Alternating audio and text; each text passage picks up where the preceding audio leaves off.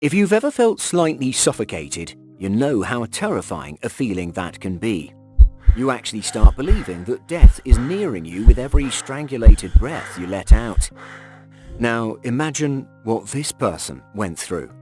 Being encased in a metal cylinder from the neck down, unable to see any part of his body. He had no idea what was happening because of the tent that surrounded his head. When the tent was taken off by a nurse, the boy finally got a chance to absorb all that was around him. Unfortunately, he was met with an even more horrifying scene. In an enormous, noisy ward were dozens of children like him who were also encased in these daunting metallic cylinders, and they were wailing from the pain they were in. Paul tried screaming for help. He tried to say something, but he realized that no matter how hard he tried, he wasn't able to do either. All he could do was watch as the children replaced one another in these gory cylinders. Some would come and die a few days later as others took their place. Some of them recovered too and were sent home, but unfortunately, Paul was still stuck in the cylinder. He could hear the nurse discuss his condition and his future as they pointed their fingers at him and whispered to each other in hushed tones that he would probably die today. This sad gossip only motivated him to live longer. He wanted to keep living despite it meaning that he had to remain in the cylinder for more and more time. He was a boy with dreams. He was a boy who didn't let his condition get the best of his enthusiasm. He actually dreamt of becoming president one day, but before setting out on a journey that would lead him to rule the country, he was most eager to leave the cylinder and the horrible ward it was in. After all, he had been stuck here for 18 whole months. This was longer than anyone else. Now, you must be wondering, what exactly is this cylinder? Why was Paul put in it, and why are there only two ways to exit it, and how did Paul even manage to get away from his captors?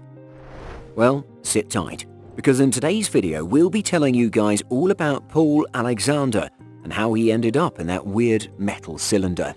Hailing from Dallas, Texas, Paul was just like any other ordinary 6-year-old boy. In the unlucky summer of 1952, Paul fell victim to a terrible viral disease like hundreds of other children, called paralytic poliomyelitis. Around 60,000 cases of polio were reported that year, and more than 3,000 among these were fatal. The ones who didn't die still suffered because more than 20,000 people were left with disabilities in the wake of this outbreak. All public interaction places were shut down, including swimming pools, bowling alleys, and cafes. The streets were treated by an insecticide commonly known as DDT. School students had to be locked in their homes, and people were even hesitant to speak to their friends and neighbors. People were so afraid they thought the virus could travel through wires, so they stopped using phones altogether. This panic was also intensified by the realization that a vaccine wouldn't be available for the coming 3 years. Nobody had figured out at that time that polio enters a child's body only through the mucous membranes of the mouth, so the preventative measures kept proving ineffective. Paul, who was also unaware of this fact, just wanted to shrug off the day's heat after the rain, but he had to rush inside as he developed a sudden sharp pain in his head and neck. His mother put him to bed, all the while tending to him, but after spending 5 days in there, he slowly lost his ability to move, walk, swallow, and even his breathing started to deteriorate. He experienced these symptoms because the virus had progressed to his central nervous system. This in turn led to the death of cells that are vital to muscular mobility, and as far as we know, the respiratory system, though it functions passively, is dependent on muscular movements.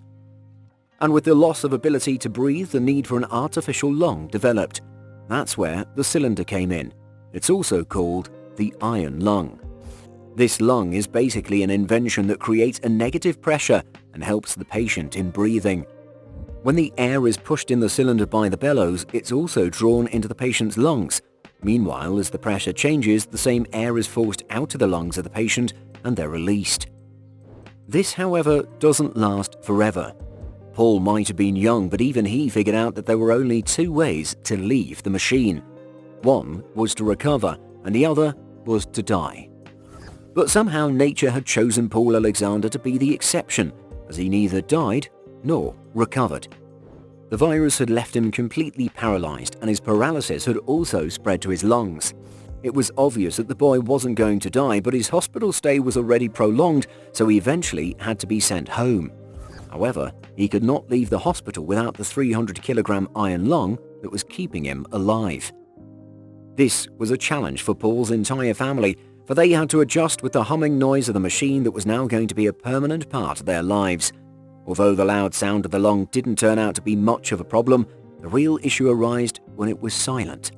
When the machine went silent, it meant Paul was not breathing, and it did go silent every time they were hit with a power outage. How did he breathe then? Well, Paul's parents had to manually pump the lung until the power came back on. They sometimes had to ask neighbors to help them, as it was a tiring process. Paul would encourage his own body to breathe in and hold on to each breath a little longer in such situations. He still remembered how at the hospital the nurses would bathe him and change his underwear. They would ask him to breathe in, then hold his breath. The boy was unable to do it for long and would pass out many a time. It was natural, owing to his circumstances, that Paul developed a disliking for doctors. However, he was quite fond of Mrs. Sullivan, the March of Dimes therapist. She taught him an alternative trick of breathing called glossopharyngeal breathing. It's a breathing technique where you're supposed to deliberately trap air in your mouth and push it down with the help of your tongue. It was also called frog breathing, and it truly did become one of the reasons he managed to survive this. His condition did not faze his aspirations. Paul was eager to study. He was an ambitious young man, and whatever he lacked in physical ability, he more than made up for in intellectual capabilities. He knew that intelligence was the only tool he could utilize to achieve something in life. But studying wasn't going to be an easy feat. After all, it requires certain activities like walking, attending classes, talking, and how was it going to be possible for him when he could not even breathe on his own? This is where Mrs. Sullivan knew she had to motivate him. She made him a deal that if he managed to make himself frog breathe for 3 minutes, she would give him a puppy. Of course, he accepted the challenge. All this time, his mother was tirelessly working to find any opportunity she could for her son to go back to school remotely. Surprisingly, in 1967, Paul Alexander graduated from high school and got all straight A's except in biology, where he got a B because he was unable to dissect a rat. On his graduation day, Paul's happiness was doubled when he became the proud owner of an adorable little dog he called Ginger. Ginger was his friend for 8 long years. This was all thanks to Mrs. Sullivan, who kept her word and got him Ginger when he was able to frog breathe for adequate amount of time. This helped him leave the cylinder for a while. He could come out on the porch and even walk around the yard for a bit. This wasn't enough though. He aspired for a greater purpose in life. Therefore, he decided to pursue his dream of becoming a lawyer. He wanted to travel and explore the world, maybe even find love during the process. Guys, just because he was physically different from other people didn't mean his emotions were too. This seemed like a far-fetched dream for him. No law school out there would accept Paul, and this wasn't because he didn't have the grades for it, but because he was deemed incapable. At the time, there was a severe lack of facilities for physically challenged people around the world. But this did not faze Paul's spirits. He persistently started calling the dean's phone at his school and kept doing it for 2 whole years until he got the answer he wanted. But the dean did not make it any easier for him, as Paul was supposed to fulfill 2 conditions if he wanted to join. He had to find a helper to get him to and from his classes, and the second was to get himself vaccinated against the polio virus, even though Paul didn't need the vaccine. However, many others needed it, so much that mass vaccination was a common sight around the cities at that time, as polio hadn't completely been eradicated. Americans were pretty afraid of the epidemic almost as much as they were afraid of the Soviet hydrogen bomb.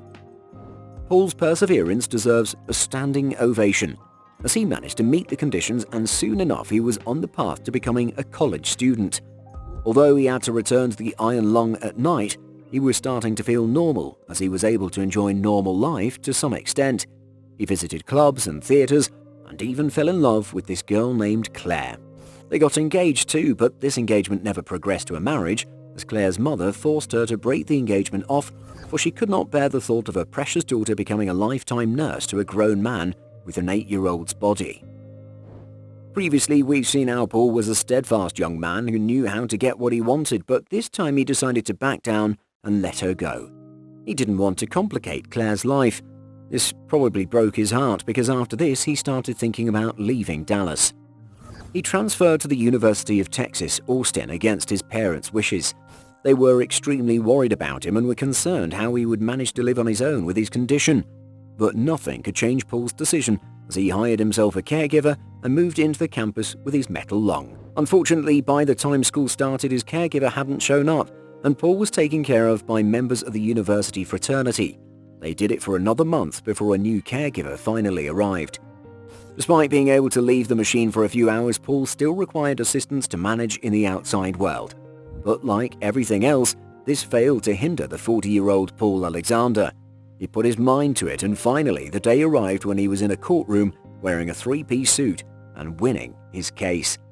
His dream became a reality. The boy about whom the nurses used to say he would not make it to the next day made it through college, got a degree, became a lawyer, and even started his own practice. Paul somehow managed to live and work without paying much heed to the iron lung until the sad day it broke down. After all, the machine wasn't created from the perspective of continuously running for 70 years, but still it did manage to serve Paul for this long. In the year 2015, the worn-out cylinder seal caused an air leak. Why didn't Paul transition to any of the modern technology built for the same purpose, one may wonder?